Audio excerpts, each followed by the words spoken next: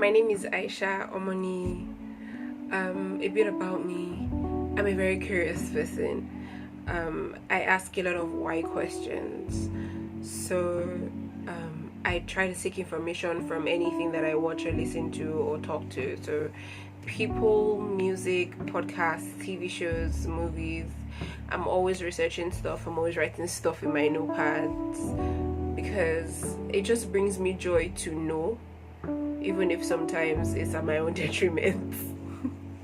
Self-esteem to me means the level to which a person feels whole or complete within themselves. Yeah, so it could be high and it could be low. Yeah, that's what self-esteem means to me. Did your parents or environment afford you the opportunity to express and be yourself, or did it hinder you? So it was kind of a two-way thing for me. Yeah, I was allowed to express myself creatively. So I liked to paint and to write and to sing. A lot of things like that. And I'd ask my mom to buy me cardboards or buy me poster color, watercolor, whatever it was that I was enjoying at that point in time. And she never for once stopped me from doing all of these things. I mean, I stopped buying birthday cards at some point and I started to create the birthday cards for people instead. And she never for once stopped me from trying all of those things out. It was almost like she was just telling me, you know what, spread your wings, baby girl, just do whatever it is you want to do that makes you happy.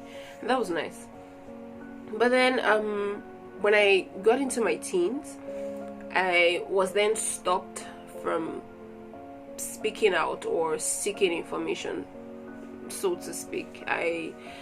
My curiosity kind of got questioned, and not because it was extreme or anything, it just got questioned. And at that point in time, I couldn't find a way, I couldn't find a loophole around all of that, to still express myself the way I wanted to. So that kind of hindered me a little bit, but the way I grew up also still was stuck in me to the point where it couldn't just totally die down regardless of whatever was thrown in my way, which is why till now I am a very creative person, and to a large extent I've gotten my curiosity back. Yeah. At what moments have you felt less confident in your life? There are several moments. I can't start to mention, and I don't even want to generalize, so I'll just mention a few that would pop into my head as I'm talking. The first one I can remember vividly was one time when I was supposed to do a thing in my secondary school. I wasn't told. I think it happened impromptu. We were supposed to do some sort of event and nobody told me. Nobody really told anybody, actually.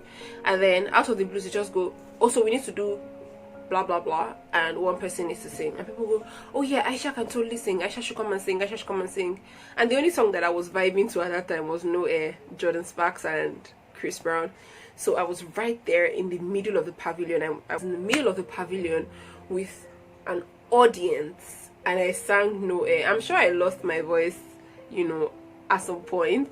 I'm sure I sounded like really off key, but I mean, I didn't want to disappoint my house. I didn't want to disappoint my school. So I had to do it because people were shouting my name and I couldn't say no.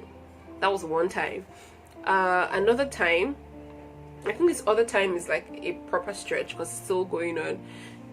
On social media, it's kind of difficult believing that whatever it is you're doing is bringing value to 1 or 2 or 50 people.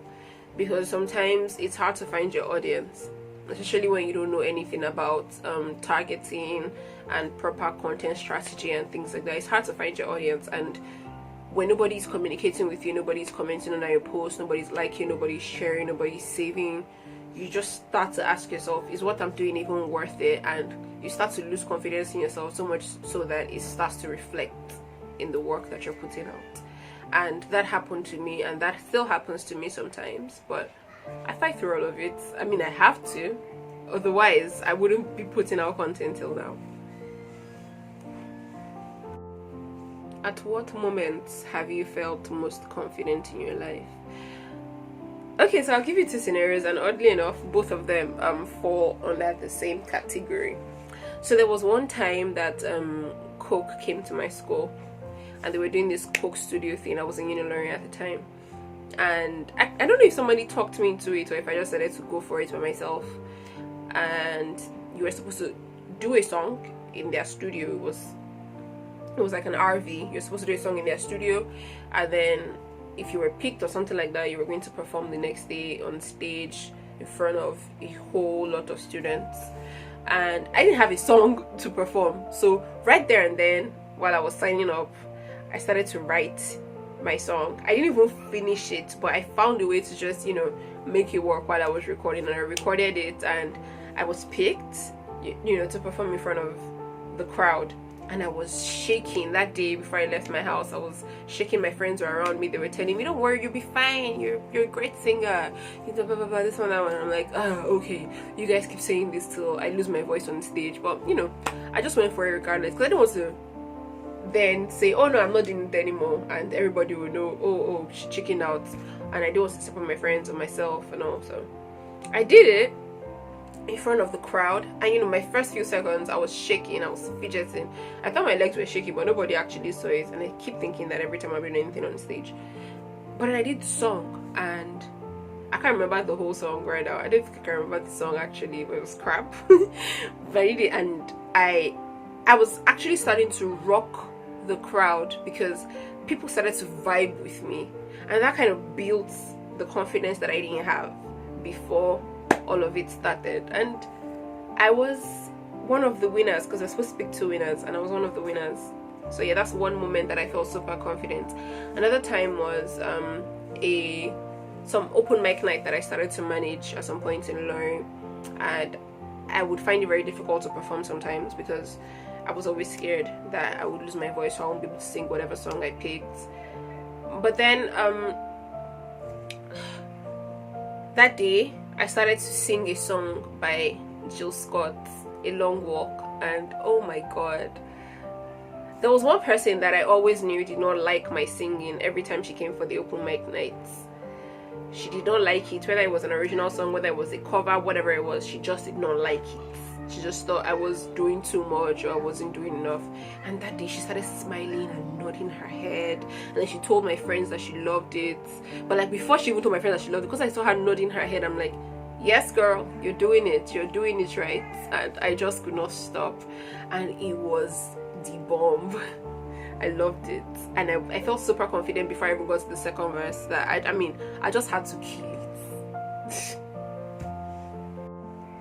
What role does social media play on your self-esteem? Has it had any positive or negative impact on your self-esteem? Well, for me, it has had both. And before I even answer this question properly, I remember a saying by Gary Vee, which I'm going to paraphrase, but he says you should just close your eyes and shut your ears to the boos and the chairs, because if you don't, every boo will bring you down and every chair will lift you up, and you want whatever it is that's lifting you up or bringing you down to be within yourself. I cannot pick a specific time, but I've had times when I would post a selfie on Instagram in the hopes that people will go, "Ooh, fine girl, ooh, this," and I barely get any comments. And then in recent times, I would post a carousel, some informative thing, something about how to create every day or how to be productive or this and that, and I will barely get the number of comments that I want to get. Not to even talk of shares. Like, I'll be checking my insights and it would look like trash. Like, what do you mean by 1,000 people saw it and only 10 people liked it? But every day that I see those things and they start to bring me down, I try to talk myself out of that mood, because I know it's unhealthy for me to focus on that, and judging by just 1,000 people is very it's kind of stupid of me, because do you know how many people are in this world? Divide the number by 1,000 and you realize that you've not really reached anybody. and your audience is still out there. They just haven't seen you yet, and all you have to do is to keep pushing and they will see you. So why are you letting 1,000 or 2,000 or 10,000 disturb you? I mean, come on. Anytime you're letting the reach disturb you, the reach compared to your number of likes or your number of comments or your number of shares or number of saves, please just Google world population. You realize you've not even touched anybody. So don't stress. That's what has kind of helped me. Yeah. What would you rate the confidence of your younger self on a scale of 1 to 10? My younger self, I would rate her... What's 1 to 10? I'll rate her like 15.72. And that's because she was not scared to try anything. Like, even when something was wrong, she would try it first just to be sure. That's how she was. Like, her curiosity is something that I think about sometimes, or her boldness is something that I think about sometimes, and I start to ask myself, where did it go? I mean, now, even in my personal notepad, I cannot sketch a thing, but I was confident enough to draw stuff on cardboards and paint and write stuff and give to people as their birthday cards. I mean, come on. I would write songs and sing in front of people. I was in drama club, I played the piano, I played the drum, I sang. I was not scared to try ballet even if I failed at it. You know, I just pushed myself. I was on a TV show. I was never scared to speak up. I was never scared to point out, I know this thing. I miss that girl.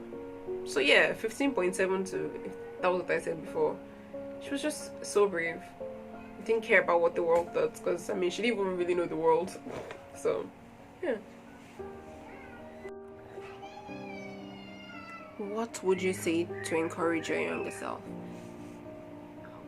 I'd say that regardless of whatever the world tells you, do not let go of those things that are bringing you joy at the moment, because you'd wonder where they went to when you grew up.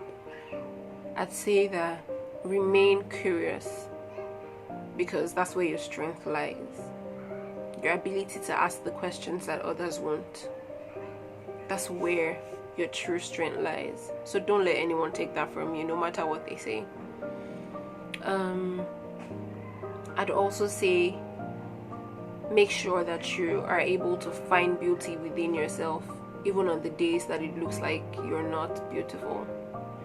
And always, always see the beauty in other people, because that's where relationship lies. Your ability to see the beauty in other people, regardless of all of the flaws or all of the things that society has tried to program your mind to be. Yeah, those are the things I would tell my younger self. What are the things you now love most about yourself? First, I love my mind. I say that a lot, and that's because I like the way my mind works. I like that I'm still a curious person, regardless of the fact that I have been presented with fact upon fact upon fact, but somehow I still find a way to say why. It's a blessing, because a lot of people just accept, but I don't till I'm sure, and I love that. Another thing that I like about myself would be the fact that I still somehow remain emotional. I'm very in touch with my feelings, regardless of how many times I have been hurt or disappointed. It's just something that no matter how much I have tried to shake it off, it just sticks to me like glue. So I like it a lot. Those are the only things I can remember right now off the top of my head. So yeah. What is that one word that describes your self-confidence? This feels like a very odd question, but if I were to think about it, I would say growing. Yeah, that's one word that describes my self-confidence, because it's not quite there yet, but it's beyond where it used to be before. So yeah, it's on its way. It's growing. My name is Aisha and I make mad sense. How far, guys? Thank you for watching another episode of I Make Mad Sense Stories. If you're inspired by this story, don't forget to subscribe, like, and drop a comment to join the conversation and share with a family or friend.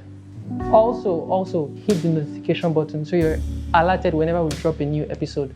Thank you for watching. God bless. My name is Ariyo Ifyok Adebanjo and I make mad sense.